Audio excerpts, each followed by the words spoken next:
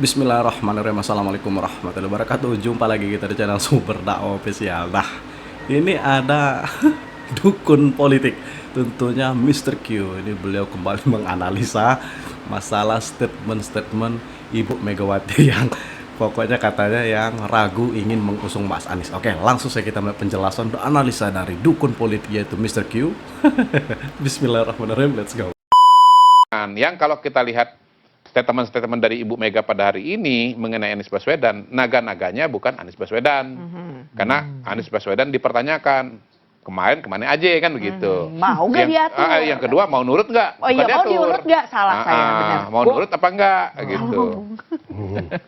Ya, nah sebetulnya pertanyaan mau nurut apa enggak itu menurut saya, itu adalah pertanyaan yang harus dijawab oleh Anies, atau jangan-jangan sebetulnya itu adalah menggambarkan sikap Anies yang sudah diberikan oleh Anies yang kira-kira sebetulnya nggak mau nurut gitu. Ya saya pada kesimpulan yang kedua ini karena apa? Karena utusan katanya udah dikirim sebetulnya ketemu dengan Mas Anies, siapa tuh? Ahmad Basarah. Gitu. Jangan-jangan setelah utusan ketemu dengan Mas Anies ternyata nggak mau nurut. Gitu. Itu yang akhirnya Bu Mega sebenarnya bukan pertanyaan, bukan tapi pertanyaan, Bu Mega for your pernyataan info. itu. Nadanya pertanyaan, isinya adalah pernyataan. Nah, itu. Atau mungkin ini sebenarnya ngomongnya kasusnya Mas Anies, tapi pesannya ke orang lain. Ya gini, Bisa juga tuh. sikap terhadap Mas Anies itu adalah pengalaman terhadap orang lain.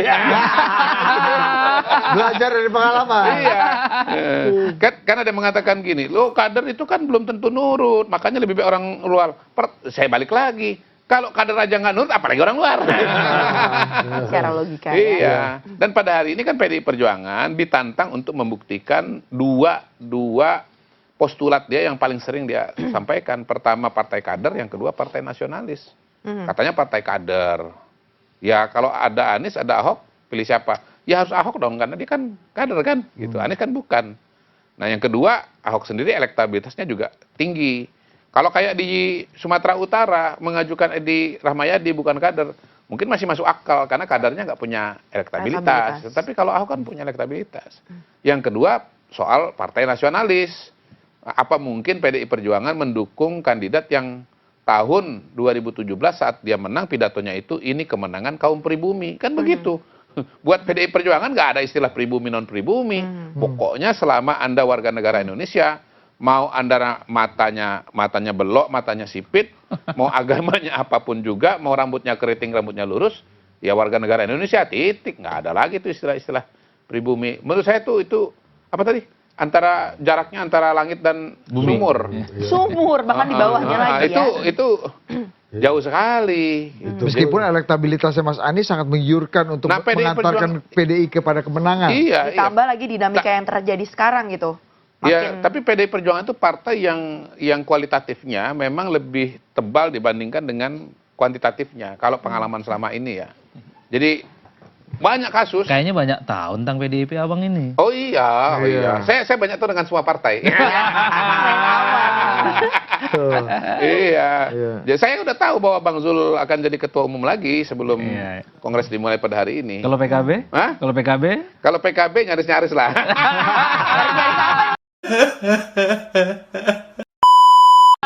Nyaris apa nih? Nyaris-nyaris yang mana? Apa? Geser tipis-tipis.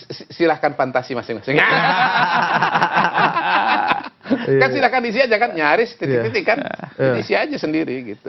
Jadi Anda masih berpikir bahwa Bu Mega tetap akan mempertahankan prinsip-prinsip yang selama ini beliau kemungkinan begitu. Apalagi kalau di Jakarta ada satu individu yang agak dekat di hatinya dia, itu Ahok gitu. Beberapa kali kan kita lihat dalam acara-acara penting, Bu Mega turun dari mobil itu bertiga dengan Ahok, satunya lagi Mas Nanan, gitu kan. Bayangkan, ini Mas Nanan, ini Ahok deketnya kayak gimana kan gitu kan? Dianggap anak berarti ini. Iya, udah dianggap anak itu, udah deket banget. Anak-anakku kalau Mega panggil kan. Kalau Bang Surya? Saya terus terang saya jadi ingat ya, waktu pilkada pertama kali itu tahun berapa tuh, di 2005-2006 di Jawa Timur. Pak Cipto itu surveinya kecil banget. mantan sekjen PDI Perjuangan ya, Ya. pada masa-masa bukan PDI Perjuangan, PDI bahkan pada waktu itu tetap diberikan rekomendasi oleh Ibu Mega. Ganjar kecil waktu itu. Ganjar kecil, ya tetap dicalonkan. Tapi- Banyak lah, tapi Mbak Jawa Puan- Barat. Tapi Mbak Puan kecil yang diberikan Ganjar. Nah, kader juga soalnya. Head to head. Iya, sama-sama kader. Kan begini, kalau Anies dan Ahok itu satu kader, satu bukan. Iya. Tapi kalau dua-duanya kader, ya tentu yang elektabilitasnya tinggi yang diberikan kesempatan. Itu. Itu yang pola selama ini. Iya, dan kalau ada kader, ya ada kader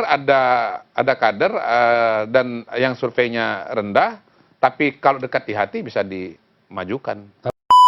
Dan Pak Jokowi rasanya udah mulai kehilangan tadi Terbenam kalau katanya kesetiaan. tadi. Terbenam. Kalau Kecolongan. enggak ya, Pak Gagal Pak- mengkonsolidasi. Kan gini, ini kan keberlanjutan. Karena itulah kemudian dukungan kepada Pak Jokowi ini satu paket dengan dukungan kepada Pak Prabowo. Dan saya tahu persis, elit juga masih sangat mendukung Pak Jokowi.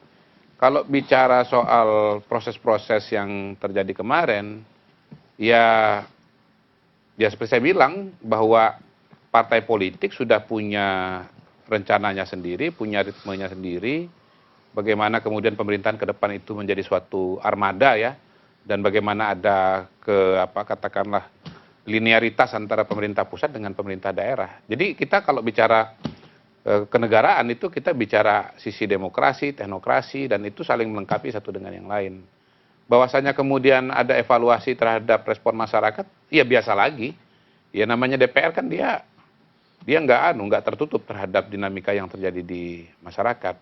Gitu. Jadi ya yang saya lihat juga kemarin yang disoal adalah DPR. Kenapa ini ngambil atau menutup ruang bagi calon-calon yang bisa muncul akibat keputusan dari Mahkamah Konstitusi. Nah itu pun DPR juga sebetulnya menahan diri juga. Karena apa? Seperti saya bilang, sebetulnya MK kebablasan karena selama ini telah mengambil peran untuk menulis undang-undang yang notabene adalah wilayahnya legislatif, bukan wilayahnya yudikatif. Tetapi ini kan proses yang sudah bergulir dan artinya semuanya beradaptasi. Kalau pakai istilahnya rilisnya Hasan Nasbi, ini vibrant democracy gitu. Demokrasi yang hidup. Ya eksekutif bekerja, legislatif bekerja, masyarakat juga bergerak, dan ya menurut saya happy ending dalam pengertian bahwa ya kita ketemu dengan suatu titik di mana pada hari ini ya proses akan berjalan ke depan. Mr. Q izin, materi demonstrasi kemarin kurang lebih cuacanya gini. Satu, demokrasi sudah dibegal, sudah dijarah lah kurang lebih begitu. Dan narasi atau sentimen yang dikeluarkan oleh para demonstran itu banyak sekali mengarah kepada Pak Jokowi Dan keluarganya. dan keluarga, untuk anak, keluarga, gitu-gitu. Itu yang kemudian terus diulang-ulang gitu. Mr. Q melihatnya bagaimana? Saya melihat isunya lebih beragam daripada itu. Mungkin kan gini, kita tuh we see what we want to see, sometimes begitu. Kalau saya lihat sih variasi isunya sangat banyak, macam-macam partai politik, partai DPR, dan terbanyak kalau saya melihatnya ke sana. Bahwasanya kemudian ada yang menyebut Pak Jokowi dan seterusnya, yang turun ke jalan juga kan beragam juga. Tidak semuanya mahasiswa gitu. Ada yang bukan mahasiswa, ada yang gayanya mahasiswa. Gitu. Macam-macam juga. Jadi kalau saya ngelihat kemarin itu adalah dari berbagai macam kelompok yang fokus utamanya adalah soal keputusan MK vis-a-vis dengan DPR gitu. Antara ingin calon yang banyak dengan calon yang menggunakan aturan yang lama. Biasa aja. Dan buktinya begitu DPR bilang nggak jadi gitu, langsung tensinya kan turun dengan luar biasa. Kalau ada soal-soal yang lain, walaupun sudah dikatakan batal oleh DPR, ini masih jalan terus gitu loh. Kan enggak, begitu DPR bilang enggak, ya sudah. Hari ini kita lihat nggak ada lagi demo di depan DPR yang sampai kemudian minimal nggak sampai macet dan seterusnya. Di daerah-daerah juga jauh menurun. Dan menurut Anda jauh dari layak untuk menimpakan kesalahan atau kebencian kepada Pak Jokowi gitu. Ya, kebencian dalam konteks itu ini. Atau ketidaksukaan itu ya biasa kan. Kan tingkat kepuasan tertinggi Pak Jokowi kan 82%. Sangat-sangat tinggi. Tetapi 20% juga banyak. 20% juga banyak. Dan kita tahu bahwa yang tidak puas di kalangan kelas menengah misalnya itu proporsinya lebih besar. Karena kan kelas menengah lebih lebih riuh lah dibandingkan dengan kelas menengah. Dan ya kita lihat juga dari platform yang rame atau riuh itu kan X. Ya, di TikTok nggak begitu, di Instagram lebih kurang. Dan di X itu adalah orang-orang yang memang punya artikulasi yang lebih kuat dibandingkan dengan media-media sosial yang lain. Biasa aja.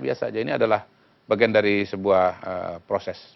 Tapi gini Mr. Q, kalau melihat gini,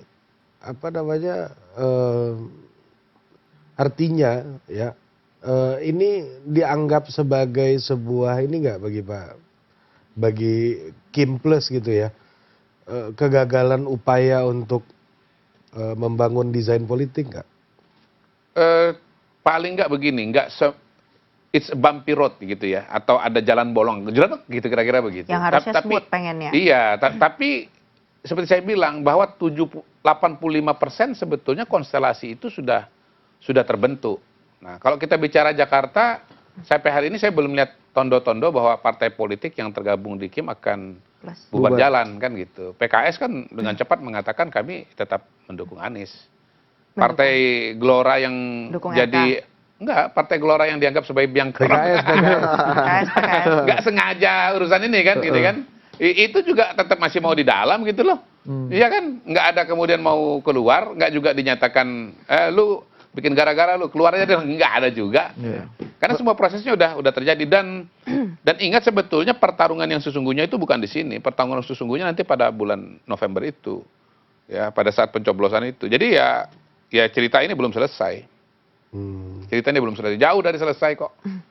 Ya kan calon daftarkan akhir Agustus ini, akhir September ditetapkan. Habis itu masuk masa kampanye, coblosannya bulan November. Nah, itulah baru kemudian sesungguhnya. Tapi komitmen akan menjaga mengawal putusan MK ini sudah sangat besar di pemerintah dan DPR menurut Mr. Q berarti ya? Kalau saya yang ditanya ya, proses-proses politik yang terjadi sekarang itu pasti sebetulnya concern-nya dan rancangannya itu untuk pemerintahan yang akan datang. Bukan Pak Jokowi, Pak Prabowo. Kenapa? Ya Pak Jokowi itu udah di ujung. Semua yang dikerjakan sekarang ini adalah pondasi untuk 5 tahun yang akan datang. 2 bulan untuk 5 tahun. Mau itu reshuffle kabinet, mau itu penyusunan anggaran, mau soal undang-undang, mau penempatan posisi-posisi politik, itu adalah matanya melihat 5 tahun ke depan. Gitu. Jadi kalau menggunakan kacamata, wah pada hari ini, menurut saya itu salah. Melihatnya itu ke depan. Betul kalau kata Mr. Q, jadi itu pokoknya yang demo kemarin bagian dari 20% kalau kata Mr. Q. Dan 20% itu pasti terlihat banyak kalau sudah berkumpul. Tapi jangan lupa 80% itu akan jauh lebih banyak jika mereka berkumpul. Dah pokoknya beliau sudah menjelaskan, pokoknya beliau sudah menepis semua tuduhan, tudingan, bukan dari segala kalangan yang ingin menjatuhkan Pak Jokowi, yang ingin memecah belah Pak Jokowi dan Pak Prabowo, ditepis dengan dukun politik yaitu Mr. Q. Udah saya akhiri, pokoknya tetap jaga persatuan Indonesia, jangan mau terpecah belah, jangan mau diadu domba. NKRI harga mati, dan tentunya tetap kawal kemenangan Pak Prabowo dan Mas Gibran. Saya akhiri, wabillahi taufiq wal hidayah. Wassalamualaikum warahmatullahi wabarakatuh.